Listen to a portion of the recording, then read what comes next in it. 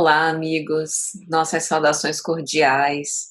É com muita alegria que nós estamos aqui mais uma vez para o canal Lições de Amor, com muito gosto, nesse nosso estudo da série psicológica pelo Espírito Joana de Ângeles. Já estamos caminhando para o final, né? Chegando nos últimos capítulos dessa obra tão magnífica.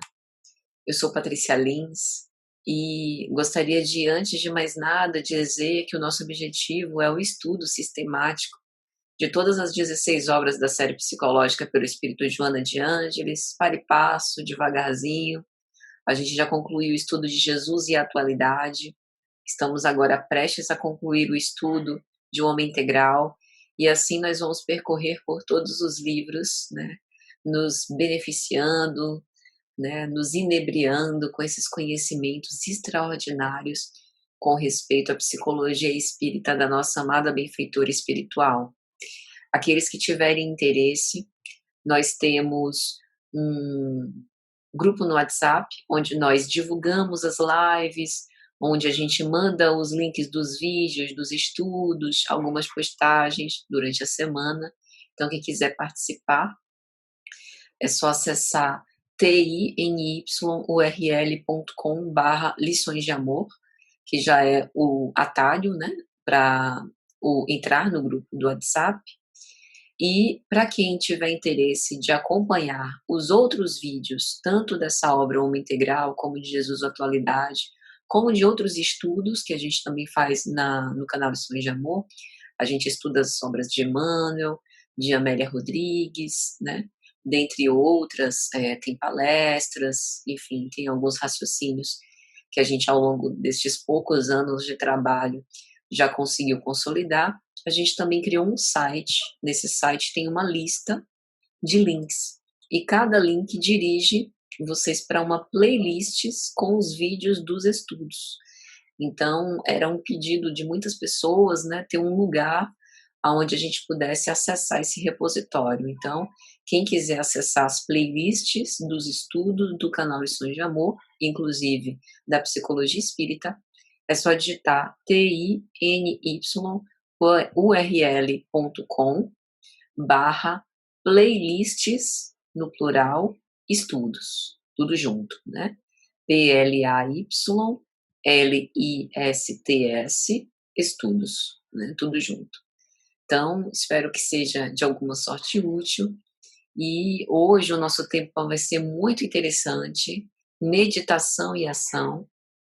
Muitos de nós espíritas utilizamos a meditação, né, criamos esse hábito no nosso dia a dia. Alguns começamos, temos dificuldade para continuar, mas aqui a gente vai dar muito mais ênfase não ao processo de meditação, mas ao estado meditativo, que é o que a gente busca alcançar com a meditação, e o quanto que isso pode ser importante para sustentar as nossas ações no bem, conforme o que Joana vai nos trazer.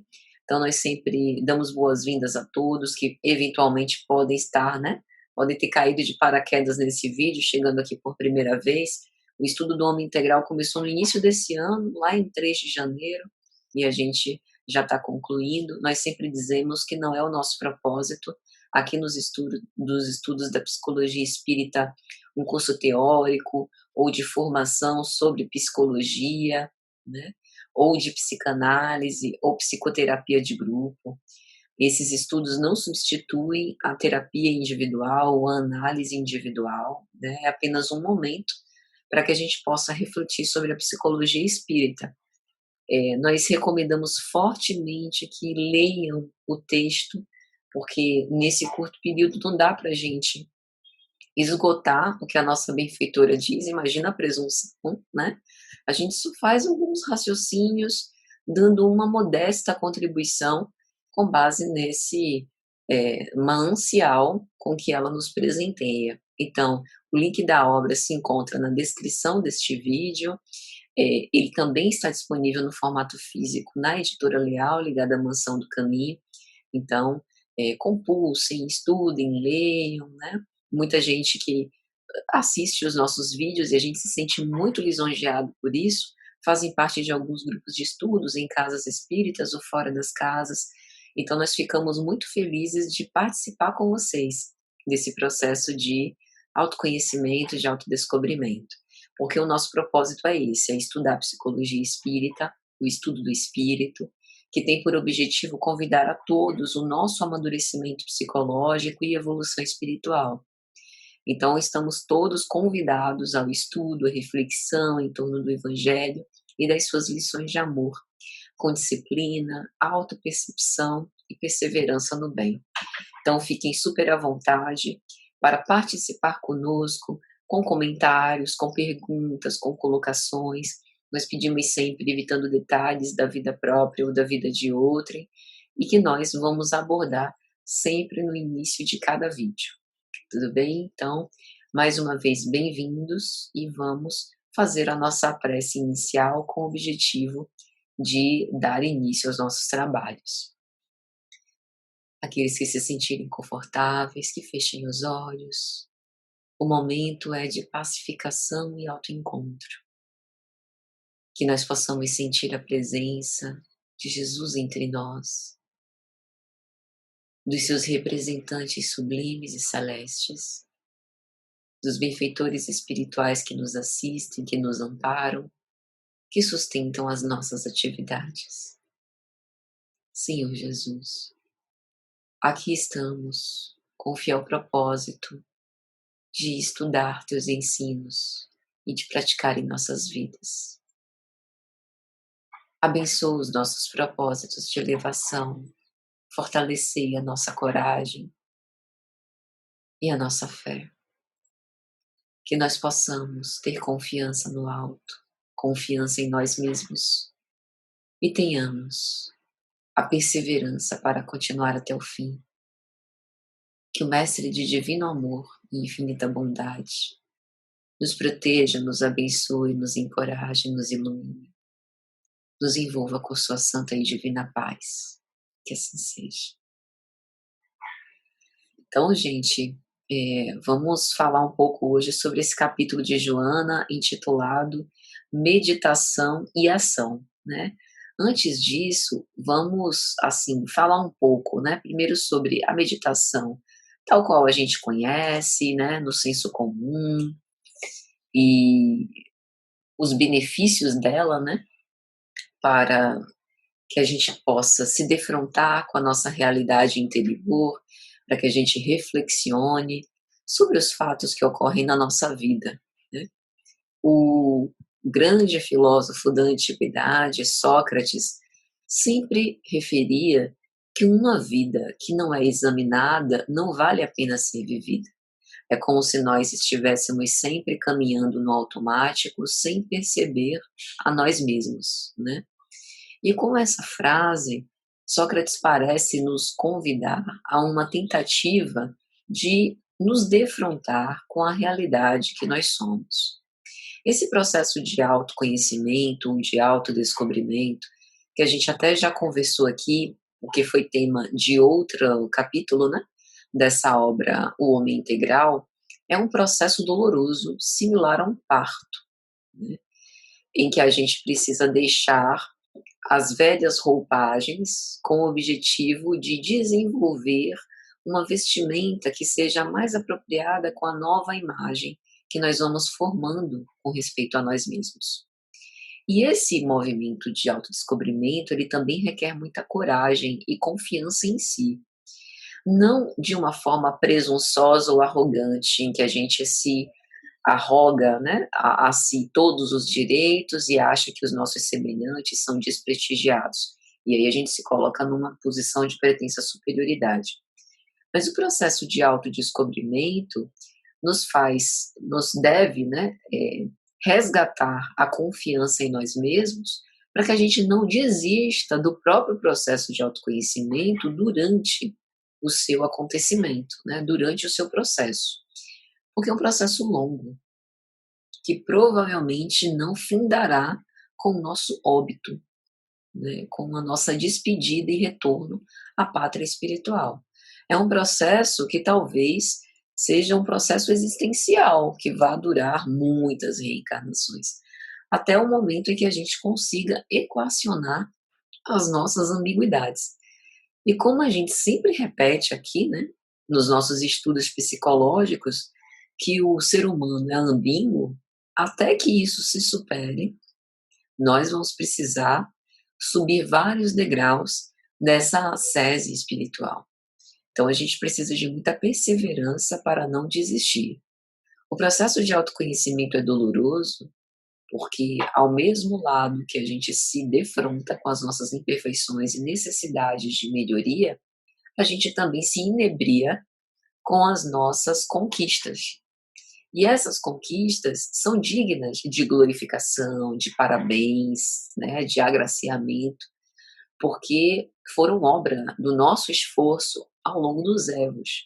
Mas que isso não se converta numa estátua à nossa própria imagem, numa veneração a essa imagem falsa, né, essa imagem artificial que por vezes nós fazemos de nós mesmos e nos auto-idolatramos. Então, o processo de autoconhecimento, ele é doloroso, justamente é importante a gente ter essa ideia, para que a gente fuja desse engano de que vai ser uma epifania e que um belo dia nós vamos nos maravilhar, né, por nos perceber integralmente e que isso se dará de um modo tranquilo. O processo de autoconhecimento não é nada tranquilo. Conflitos ressomarão, né, dificuldades de enfrentamento, vontade de desistir, impaciência, irritação, né, agressividade, velhos padrões, porque a gente está querendo quebrar essa repetição dos antigos hábitos e construir novos. Mas esse esforço é absolutamente necessário. E a meditação, aqui agora a meditação eu estou utilizando no sentido de pensar sobre a própria vida, né? Meditar, cogitar, reflexionar sobre a própria vida, é nesse sentido que a gente pode pensar numa meditação filosófica, socrática, não é fácil, porque transitar pelas nossas mentes vai nos levar a caminhos esquecidos, menosprezados, e, em geral, a gente acaba se mantendo distante dessas meditações, no sentido de análise mais profunda da nossa realidade interior, porque os nossos pensamentos e emoções, turbinados, acelerados, por vezes a gente não tem tempo de simbolizar as coisas que ocorrem dentro da gente. Duas questões em especial nos atrapalham no processo de autodescobrimento. Tem um autor, ele é psicanalista, que ele escreveu um livro extraordinário, né? A depressão no mal-estar contemporâneo. Se eu não me engano, é esse o título, mas é algo mais ou menos assim, que é o Leandro Tavares, em que ele vai falar sobre a nossa sociedade do desempenho, sociedade do espetáculo, sociedade do consumismo, né? Em que nós não temos tempo de pensar na vida, mais ou menos isso. E por isso deprimimos, né? Porque a nossa realidade íntima impõe a nós a necessidade de algum tipo de reflexão. E se a gente não quiser fazer isso por livre e espontânea vontade, efetivamente nós cairemos doentes para fazer isso. Então, esse fundo do poço, esse alcance dos pantanais da alma, eles requerem uma mudança de postura para que a gente lide com a nossa realidade interior e com a realidade exterior de um modo diferente, indicando que o modo com que a gente está levando a vida não vai nos dar saúde psíquica e a gente precisa mudar as coisas. Então, o principal entrave que ele aponta no seu texto e que a gente aqui também, nas nossas reflexões sobre meditação, vê é que a vida não para. A vida não para ser apreciada. A vida não para que a gente possa pensar nela. Ela continua de modo dinâmico em operação. Os processos se alternam, a gente vai mudando, né? Daqui a uma hora eu já não serei a mesma do que fui uma hora antes. Por quê? Porque passei por essa experiência de estar aqui reflexionando sobre Joana de Ângeles. E isso já me modificou. As minhas células não são mais as mesmas, elas estão uma hora envelhecidas. Talvez novas células nesse espaço de tempo tenham sido criadas, né? Processos psíquicos estão em funcionamento, né, de ordem inconsciente e consciente. A vida é rápida. A vida não cessa, né? E essa impermanência também pode nos dar uma espécie de desespero, né? De pensar assim, realmente eu preciso cuidar do meu tempo, porque ele não retrocede, né? Ele sempre caminha para frente. Então, a todo instante, a todo lugar, sempre há uma grande diversidade de estímulos e nem sempre a gente consegue lidar bem com essas coisas, né? Porque responder a isso, e o ego tem muito essa função de ser o mediador, né, entre o mundo intrapsíquico e o mundo exterior, a realidade exterior, por vezes ele clivado, fracionado, né, particionado, fragmentado, não consegue fazer essas associações, essas uniões, essas colagens para tentar deixar a coisa equilibrada. E essa grande dinâmica que é acelerada pelos processos humanos, ou seja, não é que a vida seja ruim e ela seja naturalmente desestabilizante. Nós permitimos que fatores de perturbação externos nos desestabilizem, como a gente falou lá no início desse nosso estudo de um homem integral, o medo, a ansiedade, a impermanência, a solidão, né?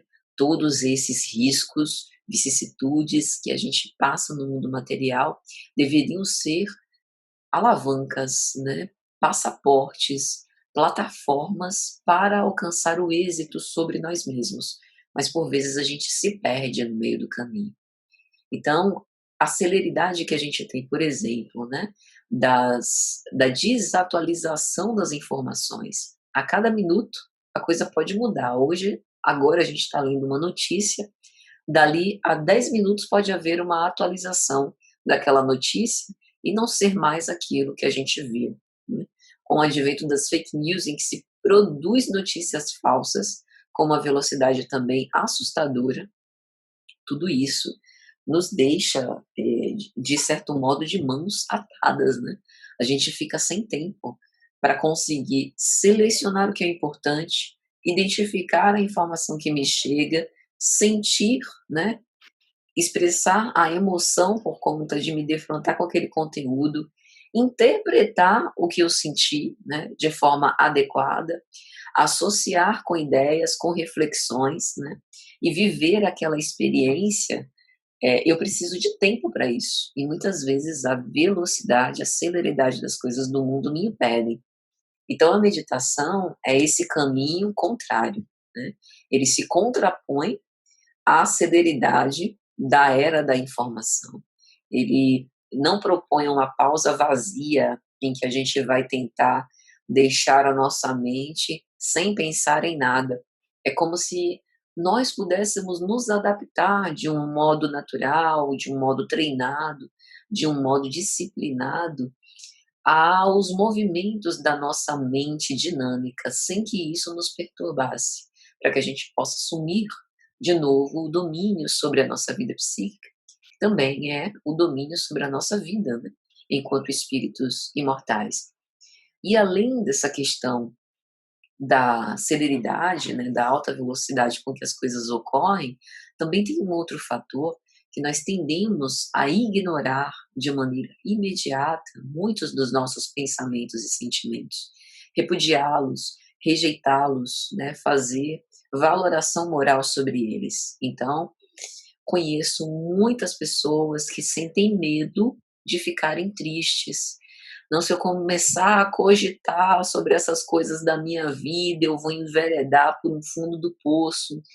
E eu já passei por essa situação, eu vou ficar lá, né? Nada me tira daquele fundo do poço. Se eu me propuser a revisitar um trauma, eu vou sentir de novo todas as repercussões desse trauma, fato. E eu não tenho certeza se eu vou conseguir desensibilizar esse trauma, se eu vou conseguir, né, numa explosão emocional, que na psicanálise a gente chama de abreação, realmente me superar daquilo. Não entendo como poderia haver um desgaste, né, dessa situação, se cada vez que eu penso nisso, eu revivo, né, todas as repercussões pela reminiscência, pela lembrança, no fato que me causou mal-estar, angústia, desesperança, tristeza, sentimento de impotência, de incapacidade. A gente tem na nossa sociedade, que é uma sociedade dos felizes, né? O sorriso estampado em redes sociais, as vidas bem ornadas, bem fotografadas, sempre do melhor ângulo, sempre com os detalhes mais sofisticados, para que a gente faça sempre uma apologia às vidas perfeitas, e essas vidas perfeitas podem não, né, nos suscitam uma sensação de bem-estar indescritível e também de grande infelicidade, porque ao comparar a vida perfeita que se exibe nas redes sociais com a minha vida tão cheia, né, de imperfeições, desencontros e tropeços, eu fico me sentindo a pior das criaturas, né? E muitas vezes, pela celeridade, frequência com que aquelas imagens se alternam, eu não tenho tempo para simbolizar e racionalizar. Não, isso é apenas artificial. Artificial nada, né? Isso para mim é muito verdadeiro, porque eu estou vendo e eu estou sentindo, né? Emoções como inveja, sentimentos, né? Como inveja, que eu julgo menos nobres, que eu me envergonho de sentir, mas que foi inevitável, porque eu fiz uma comparação com a minha vida e eu sou uma fracassada. Então, esse tipo de pensamento, de sentimento é repudiado, porque é feio, porque é socialmente inadequado, porque e aí podem vir também convicções religiosas e morais sobre isso, né? Do mesmo modo que o choro, a tristeza, né, é depressão, é pessimismo, é uma ingratidão perante a todas as coisas boas que a vida te propicia. Então, esse conjunto de coisas inibe a nossa expressão autêntica, né? Alguns dessas situações são muito angustiantes, né?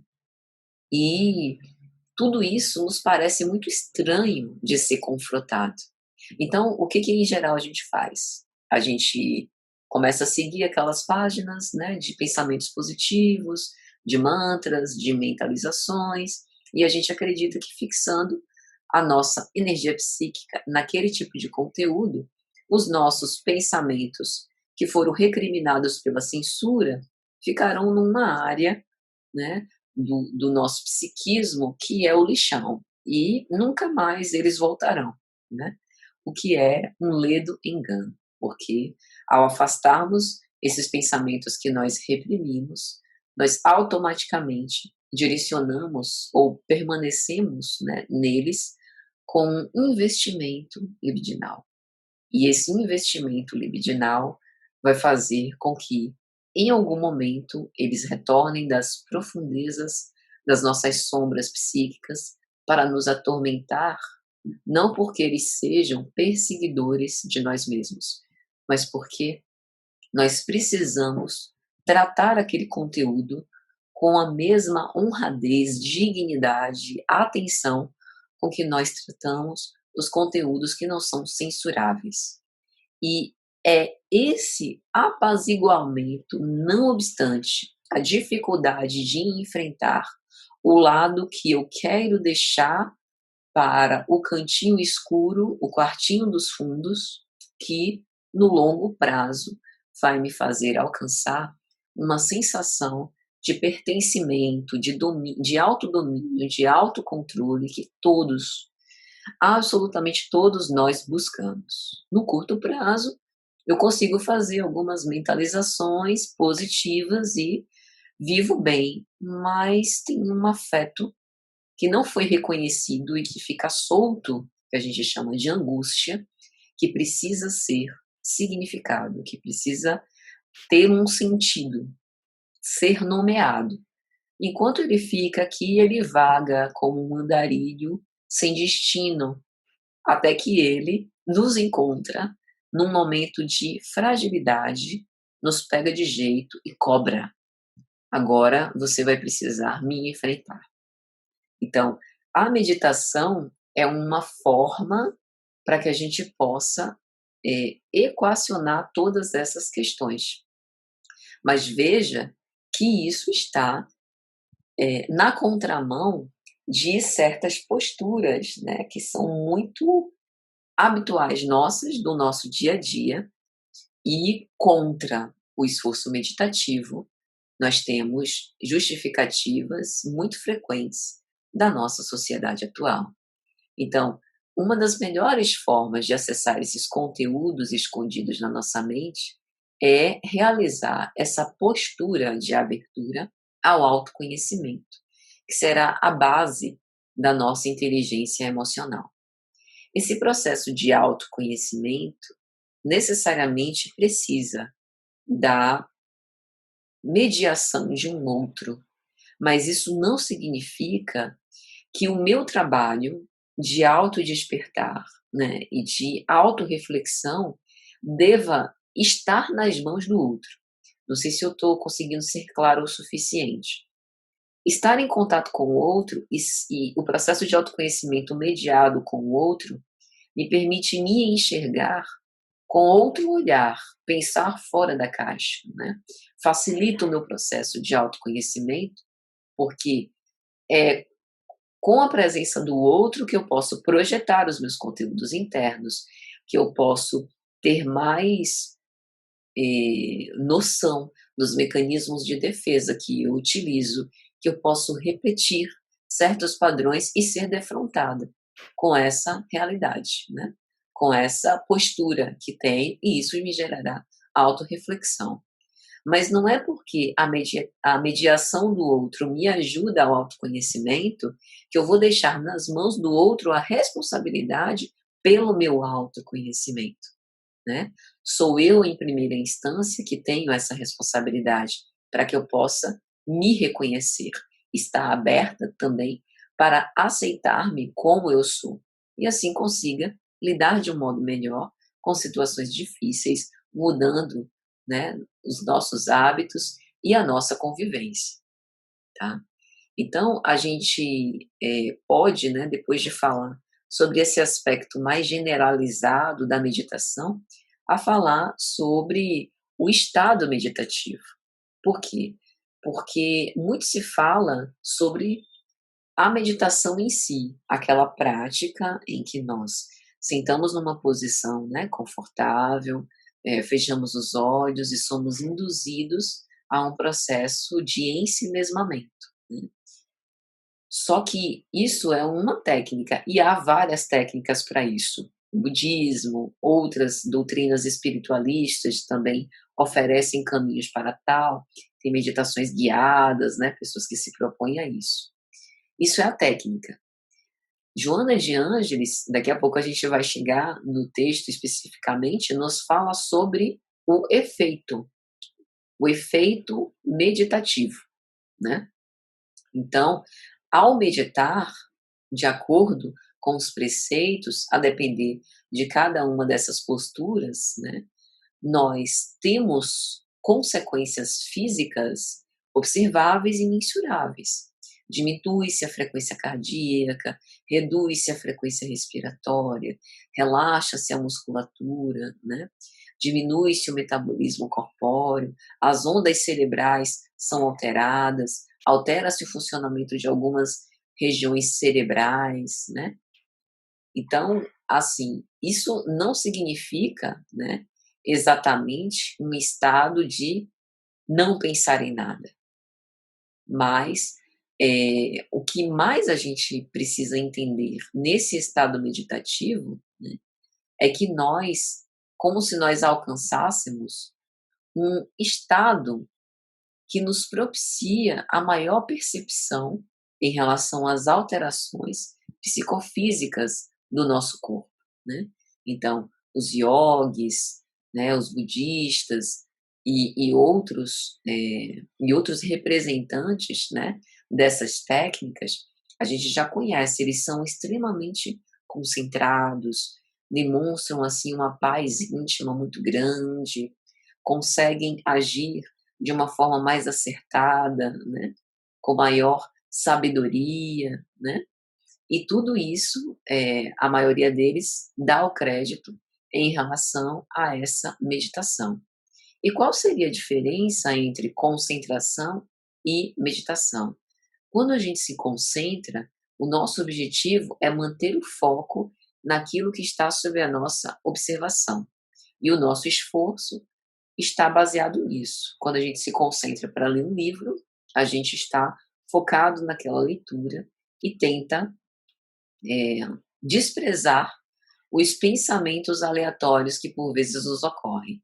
Na meditação, né, o foco está justamente em não se envolver na sequência dos pensamentos que ocorrem. É como se a gente estivesse se vendo de fora, um ponto em que a gente volta quando nos flagramos envolvidos, né, na corrente dos nossos pensamentos. Então, a diferença principal está no fato de que na meditação o praticante orientado a estar numa condição de observador dos seus pensamentos, flagrar esse envolvimento e retornar ao ponto de pacificidade, ao ponto anterior, sempre que isso ocorrer, né?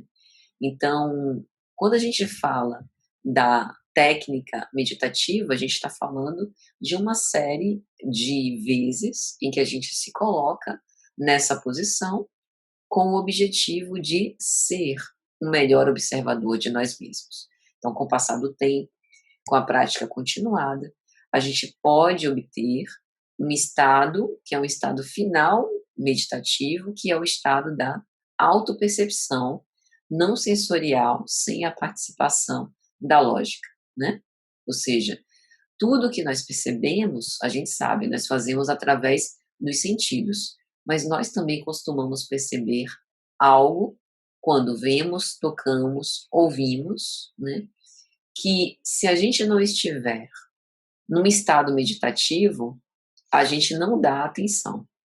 É como se os estímulos mais fortes sempre fossem mais perceptíveis por aqueles outros que a gente deixa de perceber, né? Por exemplo, quantas vezes nós comemos e efetivamente sentimos o sabor dos alimentos, conseguimos apreciar o alimento na nossa boca, descendo para a garganta e percebemos as reações do nosso corpo. Às vezes a gente está almoçando, conversando com outra pessoa, assistindo televisão. Então, a nossa atenção está voltada para outro foco, que não a nós mesmos. Então, esse estado da gente automeditativo, né? Esse estado meditativo da gente se autocentrar e se perceber, é um estado que permite essa abstração e, ao mesmo tempo, presentificação dentro de nós, né? Que enquanto nós estamos fazendo algo, efetivamente nós estamos naquele lugar, naquele tempo presente, né? E não projetados no futuro, projetados no passado ou pensando em outra coisa. Quase sempre, nos nossos pensamentos acelerados, quando a gente está comendo, a gente está pensando no que a gente vai fazer depois, na sobremesa, que a gente vai dormir, que a gente tem muito trabalho para fazer, que a gente não conseguiu realizar determinada coisa. A mente, ela nunca para de produzir pensamentos, né? Mas esse estado meditativo pode nos trazer para uma realidade e um contato com o nosso verdadeiro ser, além das limitações do corpo e da mente, a fim de que a gente possa transcender, né? Então, agora a gente pode ir, né, para o texto de Joana, feito, né, esse grande preâmbulo sobre o estado meditativo, para que a gente possa refletir sobre isso. Meditação e ação. Quando a gente pensa em Jesus, né, antes um pouco até de Joana, a gente observa que era hábito dele meditar e orar, né? Depois de um dia inteiro de trabalho, ele que já tinha uma comunhão indissociável com o Pai, por vezes se isolava num lugar um pouco mais afastado, onde houvesse silêncio, onde ele pudesse se dedicar a reflexões, a meditações profundas, para restabelecer esse contato, né, reforçar esse contato e talvez até, né, estar em outros lugares, porque a gente sabe, né, dessas possibilidades anímicas e que, no caso de Jesus, tem uma abrangência, né, muito maior e um poder muito maior. E essa postura do Cristo, sem querer entrar no mérito de necessidade ou não, é muito importante, porque como ele é modelo, ele nos ensina a estar sempre nessa posição.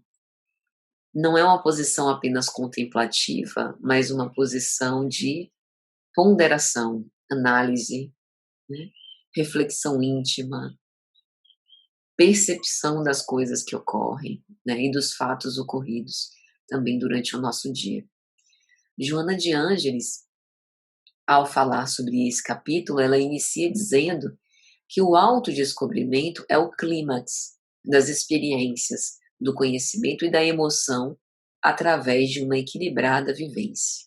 Ou seja, o processo de autoconhecimento irá nos levar a um ponto de autoconhecimento, que é o ponto mais alto, mais elevado do processo, e que o objetivo, a meta, a finalidade desse ponto é que o conhecimento e a experiência emocional consiga ter uma vivência completamente equilibrada, né, à medida em que a gente faz esses esforços para defrontar quem realmente a gente é. E para isso, né, isso a gente já sabia, mas não custa relembrar, não se dará automaticamente, nem ao passe de mágica, nem será alguém que fará por nós. É indispensável o nosso empenho. O nosso empenho para que a gente se coloque nessa tarefa.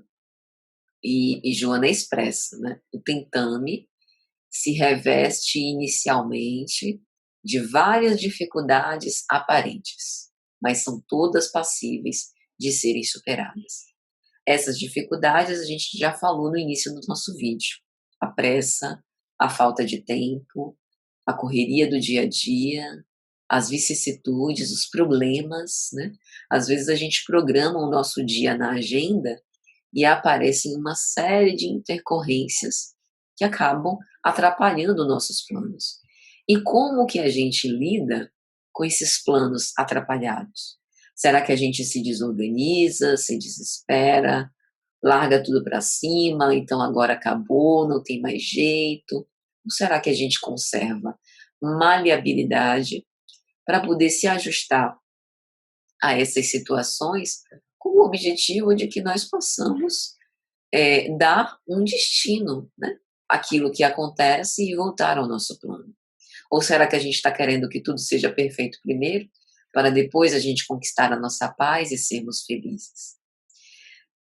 Bem se vê que toda atividade nova, toda postura que a gente inicia, se propõe a começar, vai se apresentar difícil de primeira vez. Nós não estamos habituados, né? Mas, como o objetivo dessa tarefa de autoconhecimento é despertar a nós mesmos, né? E nos colocar numa nova condição para conosco, não há nada com que nós não nos acostumemos. O que nós passamos a fazer com facilidade, que antes era difícil, foi porque passou a ser habitual. E o hábito é criado pela insistência, pela recorrência daquela mesma ação. Então, nós podemos, talvez modificar um hábito antigo seja muito difícil, mas nós podemos criar hábitos novos e aos poucos substituir, pelo prazer que esse hábito novo nos propicia, aqueles hábitos perniciosos antigos. Então é por isso que Joana vai dizer que a busca de si mesmo para a liberação de nossos conflitos, amadurecimento psicológico, afirmação da personalidade, resulta de uma consciente disposição para meditar, evitando o emprego de largos períodos que se transformam num ato constrangedor e aborrecido. Então, essa disposição de meditar, tal qual Joana nos coloca, ela não fala especificamente de nenhuma técnica, né? mas é o ato de reflexionar, nos observar, aquilo que a gente já falou antes, da gente perceber o que os nossos sentidos, entre aspas, materiais, não conseguem nem preencher, para que a gente possa estar em nós mesmos, mas ao mesmo tempo sair de nós mesmos, né? Perceber além daquilo que é habitual. Então, essa busca de si mesmo para a liberação de todos esses conflitos deve inicialmente passar por um estado meditativo, analítico, breve e gratificante. E esse reforço agradável, com o passar do tempo, será para nós insuficiente e aí precisará de uma dilatação de nossa parte. Então, através de uma concentração analítica, a gente começa a examinar quais são as nossas carências, os nossos problemas, os nossos defeitos e que soluções nós disporemos para nos aplicar com o objetivo de que nós possamos nos melhorar. Então, essa espécie de autoanálise é super importante, né, para esse processo de defrontamento conosco, né? Ele consiste numa sincera observação de si mesmo, utilizando os recursos ao nosso alcance com o objetivo de superar esses conflitos. Muitas vezes nós temos temores, já estamos condicionados a certas reações automáticas, né?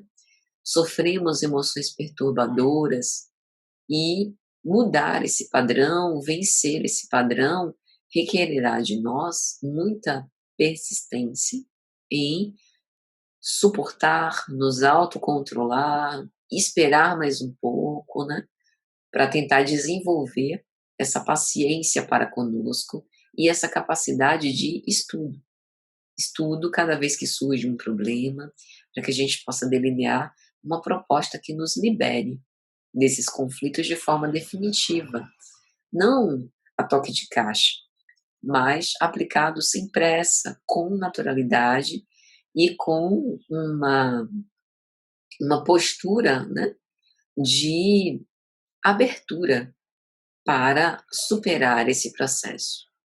E aí Joana também vai nos dizer que a sua repetição sistemática, sem solução de continuidade, uma ou duas vezes por dia, cria uma harmonia interior capaz de resistir às investidas externas sem se perturbar por mais fortes que se apresentem. Em primeiro lugar, o estado meditativo nos deixa mais concentrados em nós mesmos, e isso faz com que a gente dê menos importância, menos peso aos fatores externos. Em segundo lugar, o fato de nós cultivarmos um estado meditativo e de reflexionarmos sobre as coisas que ocorrem conosco nos faz conhecer quais são os nossos pontos fracos, as nossas necessidades de entendimento. E aceitando essa realidade, isso pode fazer com que a gente não se perturbe mais ativando mecanismos automáticos. Então a gente começa a relativizar também as coisas que ocorrem conosco, ou descobrir dentro de nós potenciais de enfrentamento. Então a gente é interessante, ao mesmo tempo que nós, como dizia o apóstolo Paulo, né? Quando sou fraco é que sou forte. Então quando a gente reconhece os aspectos mais frágeis da nossa personalidade, os pontos nevrálgicos da nossa conduta, quando a gente vê as necessidades de aperfeiçoamento, né, a gente também se defronta com o quanto nós somos fortes mentalmente e moralmente para vencer aquilo que a gente ainda não consegue lograr.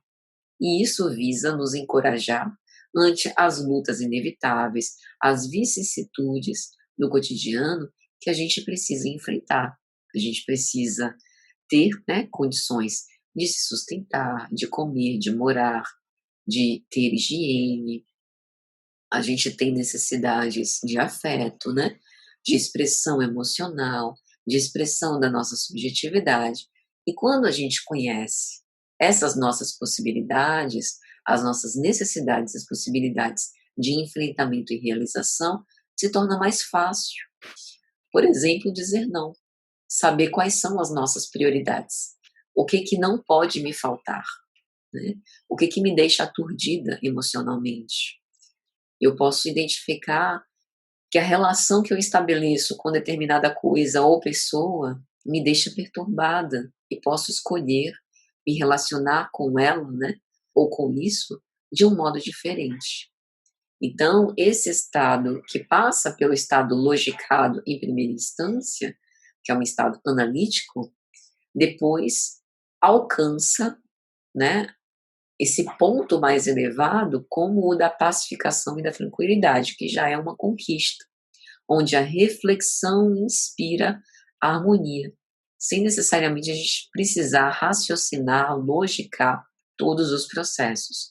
Mas veja, isso foi um resultado desse esforço, utilizando a nossa inteligência como móvel de autodescobrimento. E aí, Joana propõe algumas questões, né, que se revestem de uma significação muito grande para atestar o nosso progresso, né? Quais foram as conquistas obtidas? De que nós nos libertamos? Quantas aquisições foram feitas de instrumentação para o nosso equilíbrio? Qual foi o ganho sobre nós mesmos, né? Então, meditação alguma funciona como um dever a que nós nos impomos, mas é uma sensação de prazer da qual nós fruímos. Isso não significa que para começar a meditar a gente não precise de um empurrãozinho, né? Muitas vezes é necessário uma indicação, uma sugestão, mas depois que a gente começa, o que nos faz permanecer é justamente essa sensação de prazer, de clarificação interior para enfrentar os nossos desafios pessoais, né? Defrontar as nossas frustrações e aceitá-las, né? Sem perturbação, reconhecer, né? O que nos causa ainda uma repercussão traumática do que aconteceu, para que a nossa personalidade possa ficar menos fragmentada com o passar do tempo, e isso colabore para a sua inteireza, para que novas ocorrências não se convertam em traumas inconscientes que nos perturbem, né? Que a gente possa estabelecer uma relação mais feliz.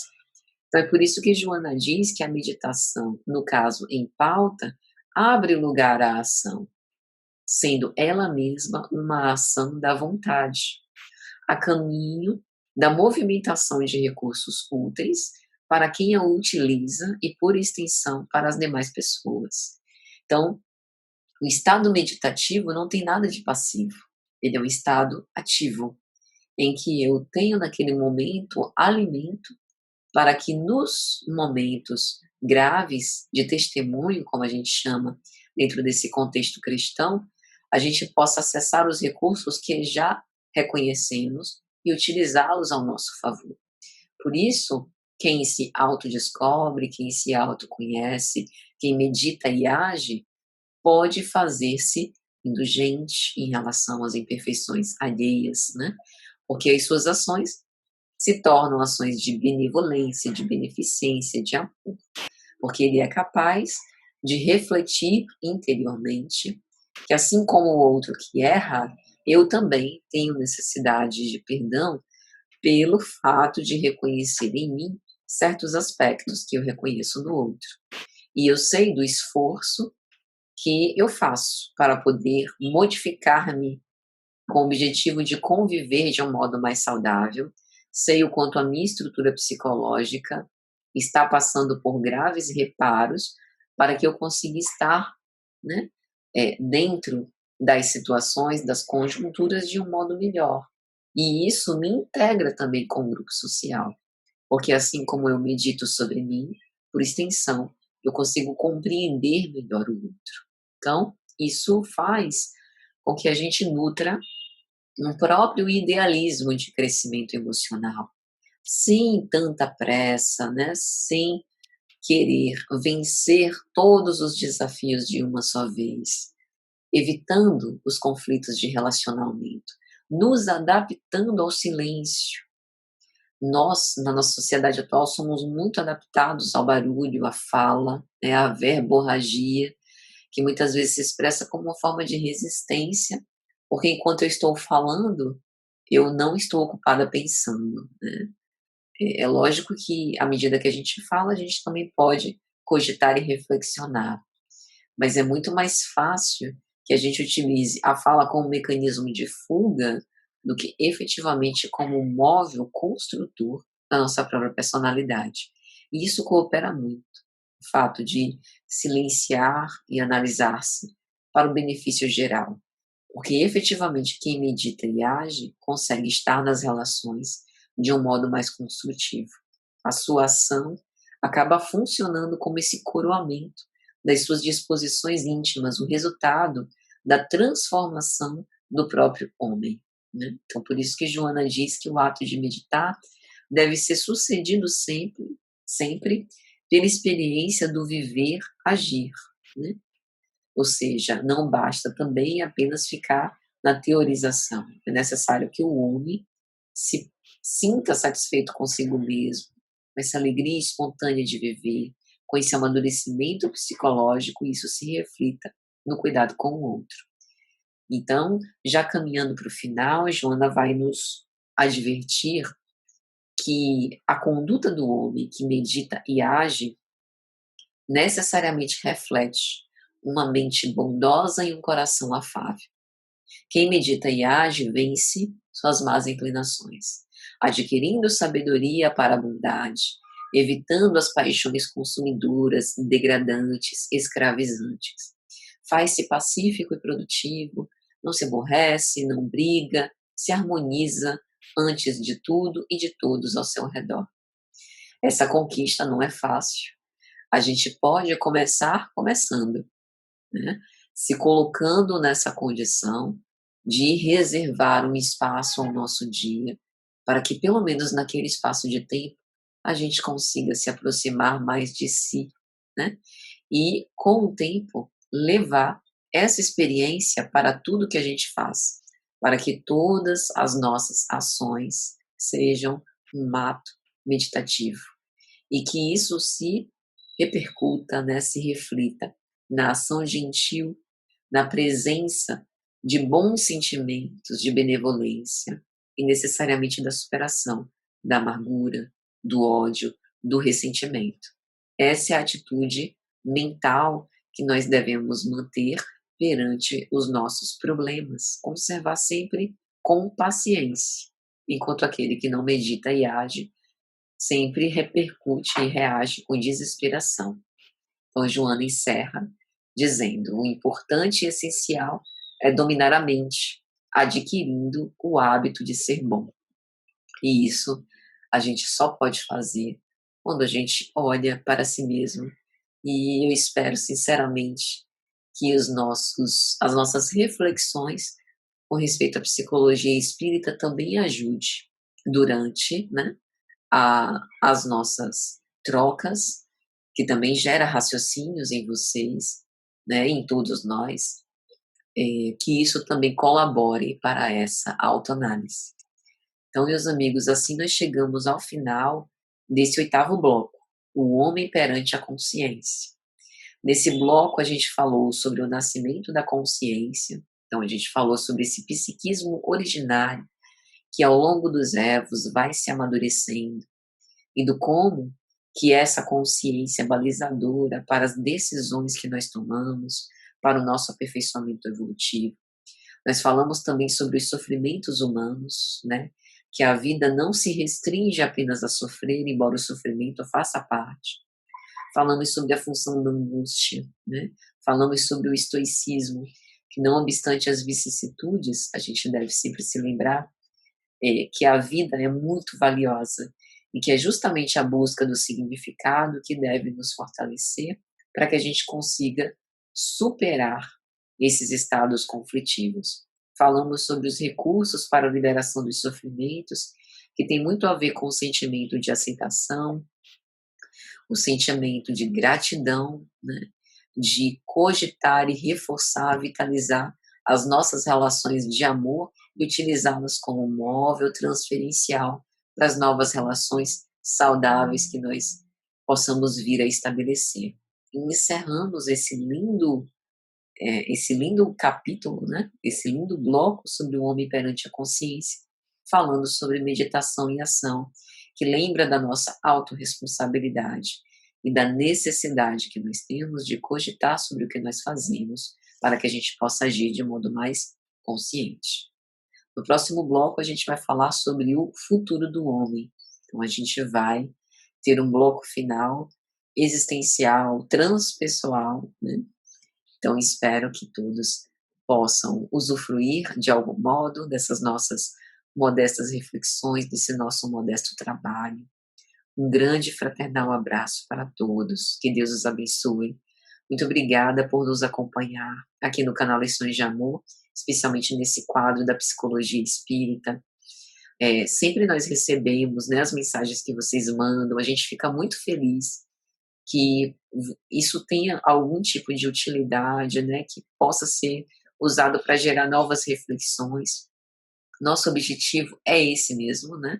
É justamente compartilhar as migalhinhas que a gente tem para que isso, com o poder grandioso de Deus, possa multiplicar e saciar a nossa fome, a nossa sede. Então, que bom. Deus nos abençoe e nos encoraje sempre. Vamos então orar para agradecer e desde já agradecendo a Deus pela oportunidade de em mais um dia nós termos reflexionado sobre os ensinos da nossa veneranda instrutora. Que Deus sempre nos abençoe, nos ilumine, nos guarde, nos envolva com sua paz e proteção. Agradecemos aos benfeitores espirituais que nos assistem, que nos amparam. Agradecemos a todos os espíritos que participam conosco para que junto com nós, né, possam se elucidar, se esclarecer. Agradecemos aos nossos amigos que, conectados pelos laços invisíveis da internet, se unem psiquicamente conosco, e agradecemos, Senhor Jesus, pelos seus ensinamentos e exemplos. Vem ter conosco pela necessidade que temos, hoje, agora e sempre, que assim seja. Um abraço muito grande, gente, e até a próxima, se Jesus assim permitir.